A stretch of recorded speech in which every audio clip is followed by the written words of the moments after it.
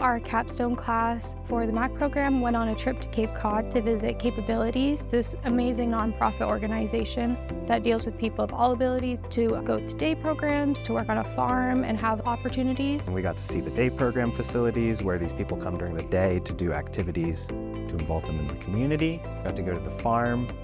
They develop jobs for members of the community and for visibility of their organization. Our purpose in going there was to sort of analyze these different functions. So we got to talk to people who knew some of the answers to our questions and build a picture about what was going on at this nonprofit in a really granular accounting lens. We went in as an audit team, then took all of our information. We prepared this presentation about what we found, what we loved, what we thought they had some opportunity in. So we worked in groups to develop flowcharts and narratives over these processes.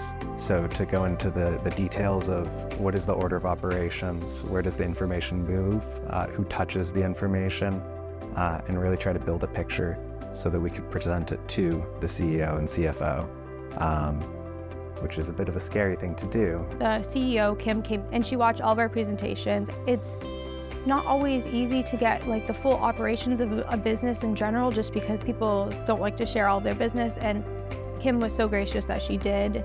And so we got to experience going to a nonprofit, knowing about the accountings, looking behind their financial statements, looking at the auditor notes, and touring the place and being able to ask any question.